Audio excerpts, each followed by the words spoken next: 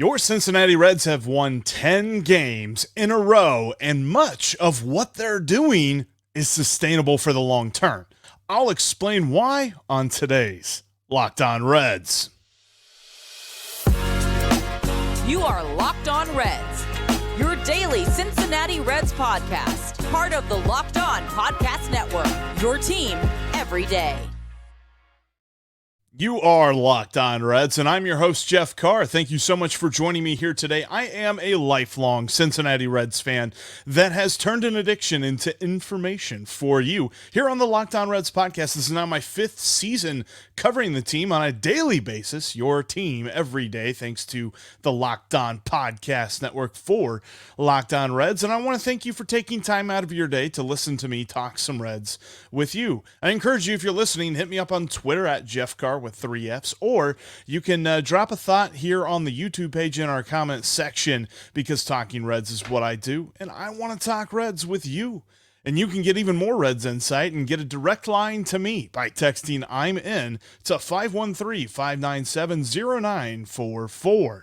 Thanks so much for making us your first listen every day. Everydayers, let us know down in the comments section what's going on with you, because 10 games in a row has to have you excited. If you've been an everydayer for very long, you know all the struggles that we've gone through with this Cincinnati Reds ball club, especially if you're a lifelong fan like me. The 10 wins in a row is just absolutely phenomenal. We're going to get into why this is something that could be sustainable. Not winning every game, but the way that this team plays, it doesn't seem like this is going to be a flash in the pan and then they disappear. This is how the Reds are going to be for a while. And then we're going to talk about some things that Nick Krall said. Nick Krall said some things that we wanted to hear. I'm going to tell you what that means for the ball club. And then we are going to talk about the awesomeness of Andrew Abbott and a thought I have about Alexis Díaz. Before we get into all of that, I want to let you know that today's episode is brought to you by Game Time. Download the Game Time app, create an account, and use code LOCKEDONMLB for $20 off your first purchase. Last minute tickets, lowest price, guaranteed. And where we are starting today, 10 wins in a row. And that's thanks to Elly De La Cruz, TJ Friedl, Will Benson, and some interesting performances by the bullpen when we needed them to pitch. Ben Lively kind of had a rough start, but I mean, not rough enough that you're going to mark it down as one of his worst starts of the season. It just wasn't that great. He didn't go 5 innings. He only threw 4 innings, and he needed some help from the lineup. But he was given it when Elly De La Cruz, listen here, when Elly De La Cruz was called up, we said there'd be nights like Tuesday night, because he is a super phenom. And he's joined by an outstanding performance from TJ Friedl, but they both led the way to the Reds' 10th straight win. The last time, and kind of looking ahead to today's game, depending on when you listen to this, the game may already have happened since it's an early game at 12:35. But with this game and an opportunity, the Reds win. They could win their 11th in a row. They haven't done that since 1940. Now, 1957, they won 12 games in a row. That's their longest win streak since like the 1800s. But the franchise's longest winning streak overall was back in 1899 when they won 14 games in a row. So we as fans, we can do this. We can look ahead. We can see like, hey, the streak could be this. It could be that. All this other stuff. What's very interesting to me is in the postgame, TJ Friedl was asked about the winning streak, and he had a very thoughtful answer. Yeah, it's just playing the same brand of baseball we've been playing. And it's not like, okay, guys, like, you go down early. We've gone down early plenty of games. And no matter what, we're going to find a way to scratch and claw back to make it a game, no matter what it is, no matter what the streak's at. So just playing that brand of baseball, no one's looking at the streak and being like, all right, like, we don't want to lose the streak. No, it's just playing our brand of baseball. And at the end of 9 innings, we'll look up at the scoreboard and see where we're at. And, it's just that mentality and the chemistry that this group has, from the pitching staff to the bullpen to the position players, like all the way through.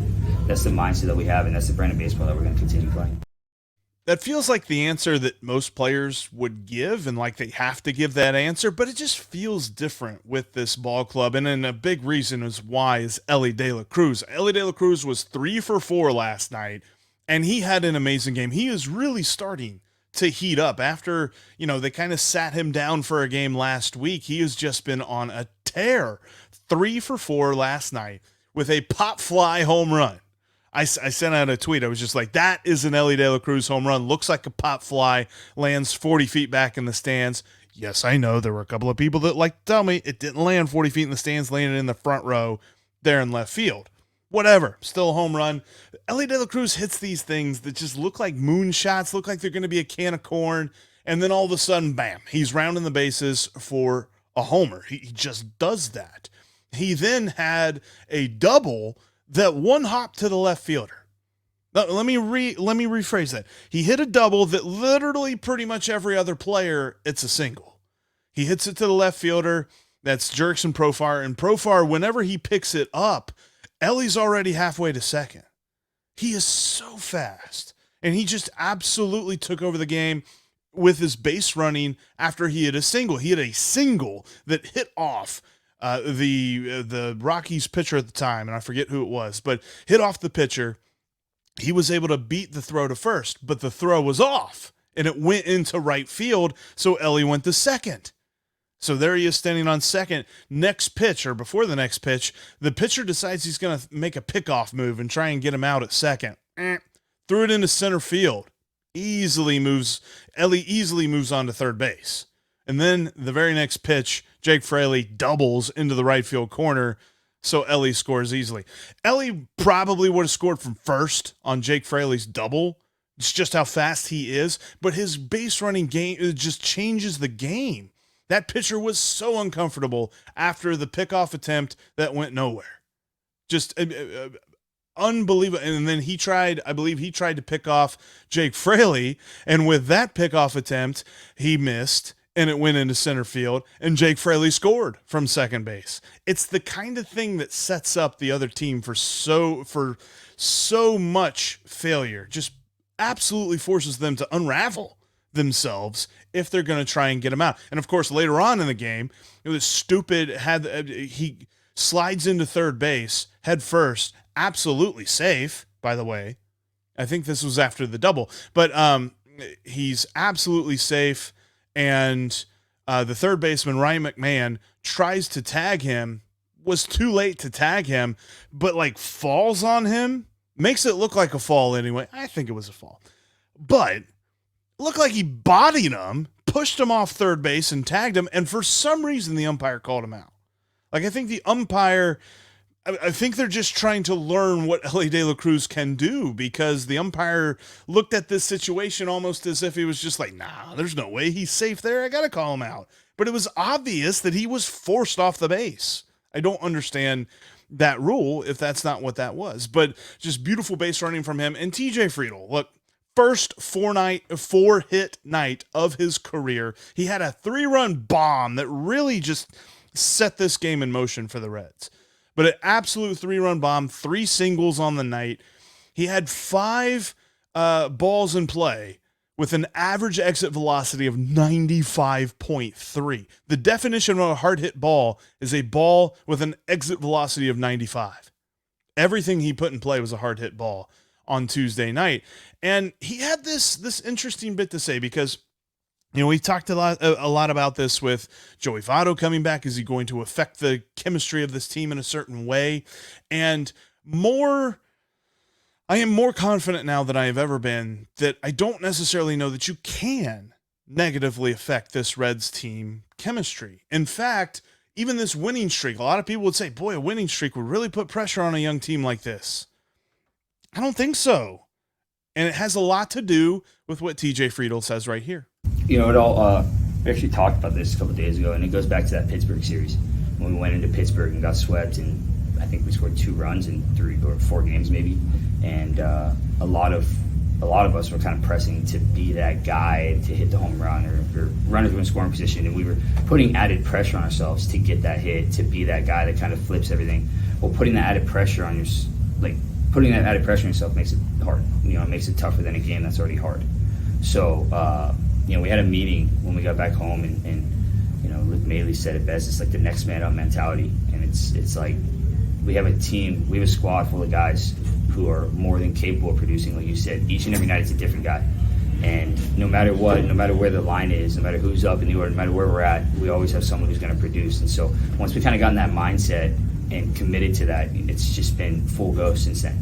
Right? It's like you come up, you want to do the job, you want to get the job done, but if you don't, there's the next guy up behind you who's going to get it done. And it's having that trust in your teammate, and that's where the chemistry comes from. And it's having that trust in your teammates that you know that, okay, I maybe didn't get it done right now, but Maddie's going to get it done, John's going to get it done. There's 8 guys behind you who can get it done. So, just having that mentality throughout the team, everyone's got that mentality. And it's just, like you said, it's a different person every night. It's amazing.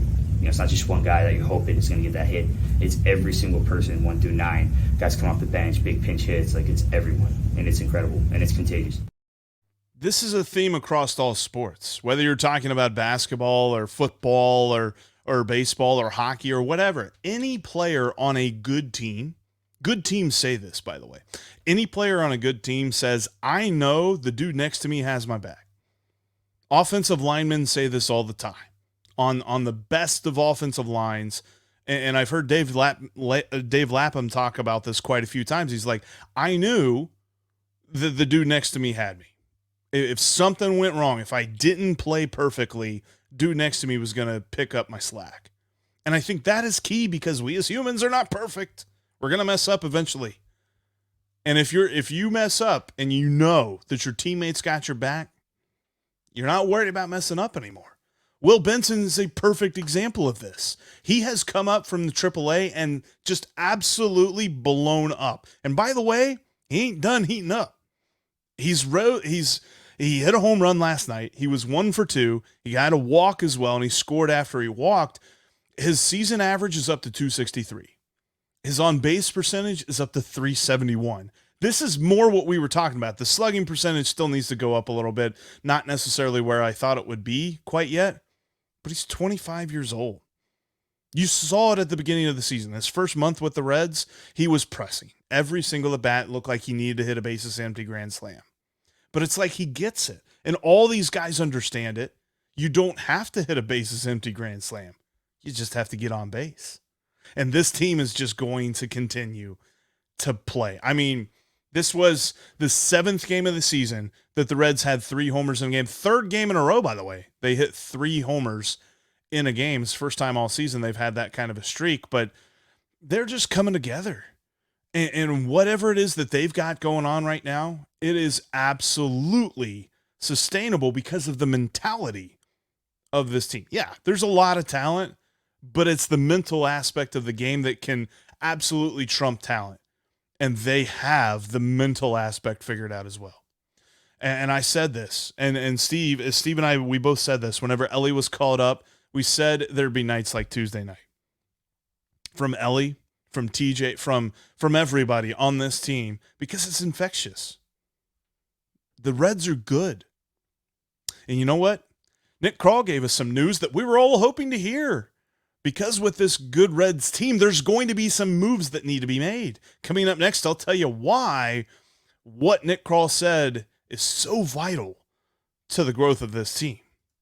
Before we talk about that, I want to tell you about today's sponsor, and that's Game Time. Game Time is going to give you the best deal on last-minute tickets. And while the Reds are this good, I mean, if you weren't there on Monday night or Tuesday night, the atmosphere at Great American Ballpark is unlike anything that we have seen in the last decade.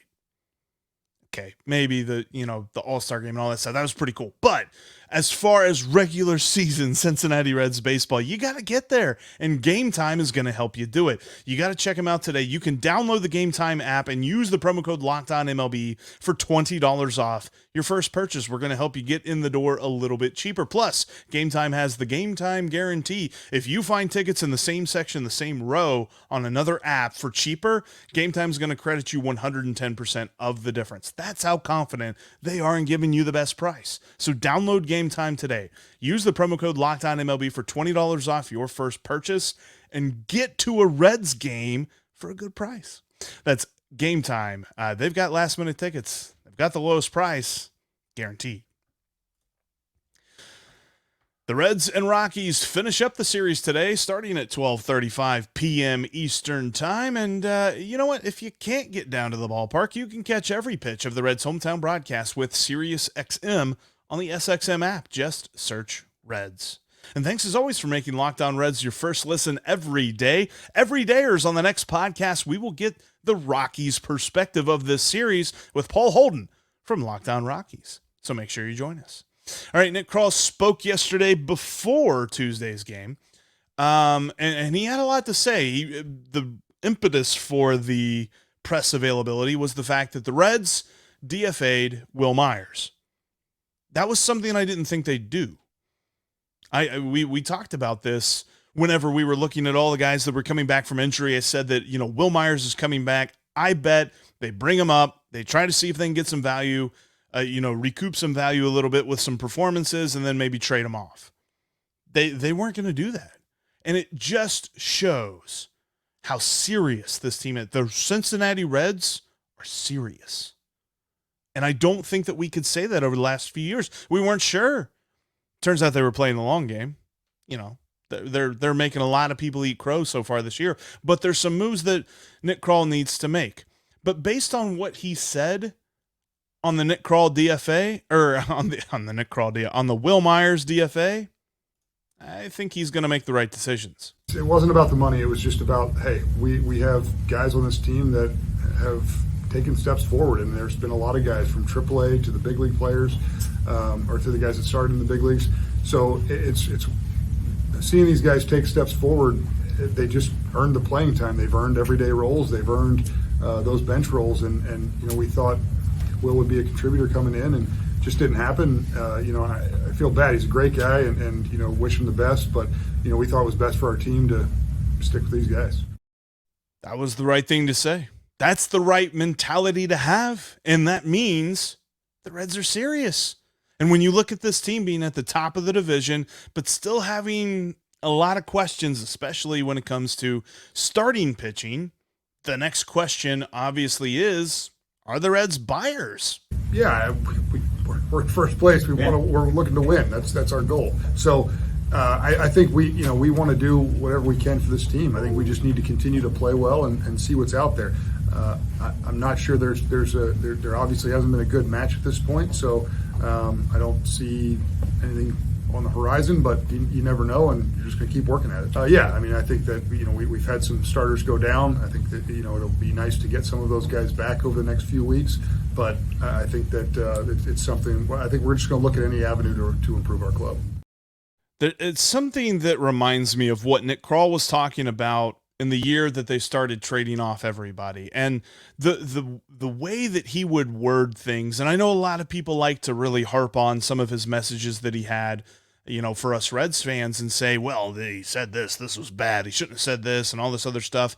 He was getting us ready. He's getting us ready again. And by saying that there's nothing on the horizon, he's making sure that we understand a deal is not imminent, but he's looking. Firmly believe that he's looking. Firmly believe that he will pounce on an opportunity. I don't think that the Reds are going to, feel this sense of desperation and go out and make some kind of deal that all of us are going to go, I think that's good. Like, I think at the end of the day, we're going to look at the deal and be like, that makes a lot of sense. And that's probably a good trade. And some of that has to do with, are the Reds going to take on some money here? Because, well, they're not paying a whole lot of money to the players on this team currently, and they seem to have some sort of payroll flexibility. And that question was asked of Nick Krall, and he simply said, yeah, I have flexibility. Something that I told Hannah, I think, on our first date. She's found out ever since. No, I'm just joking. This was talking about the Reds' finances, obviously. When it comes to what Nick Krall is saying here, the Reds are absolutely going to be in the market. They are absolutely going to be looking for ways to improve this ball club. And I don't think it's going to be. I wonder, because one of my thoughts, and I mentioned it on yesterday's podcast, and there's been a lot of interesting reactions to it, is the Reds could go get a guy like Lance Lynn. who his guaranteed part of his contract is expiring at the end of this year. He does have a team option for $18 million. I don't necessarily know that if the Reds were to trade for him, they would pick that up. But the interesting part about Lance Lynn is that I think they could get him for not that much as far as like trading prospects go and things like that. In fact, I even did a thing on baseballtradesimulator.com where I traded Rhys Hines and Nick Senzel for Lance Lynn, and then the White Sox paid the rest of his salary for this year.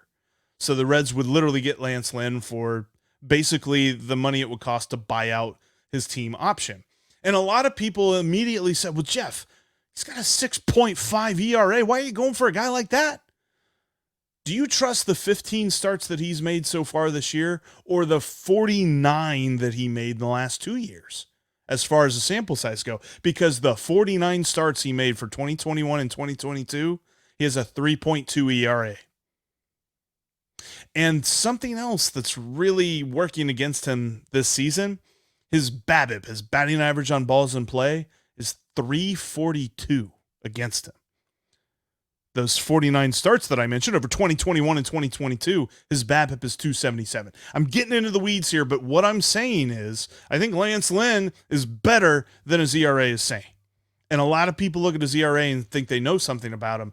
I think he would be pretty good, and I think the Reds could get him on the cheap. But if they do want to stretch, and they could get a guy who has multiple years of control and is a good pitcher, they could look at Eduardo Rodriguez from the Detroit Tigers.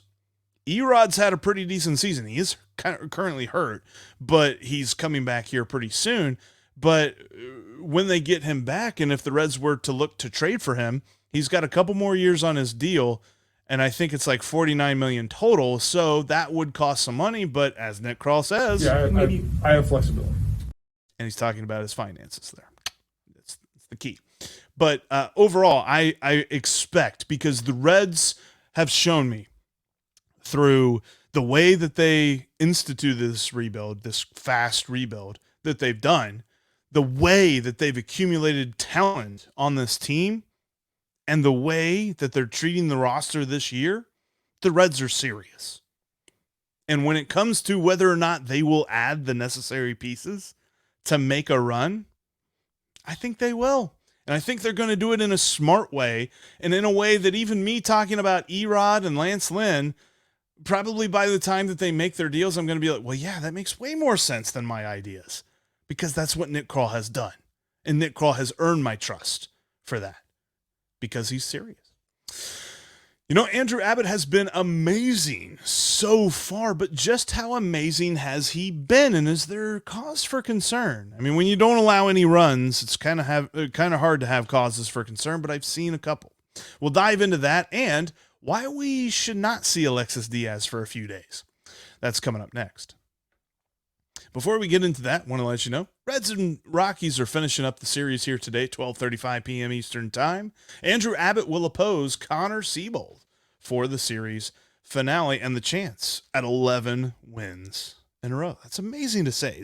The Reds have won 10 games in a row. They're in first place, but there's something about this that is just such an out-of-body experience right now. I love it. But again, it's sustainable, like I said earlier.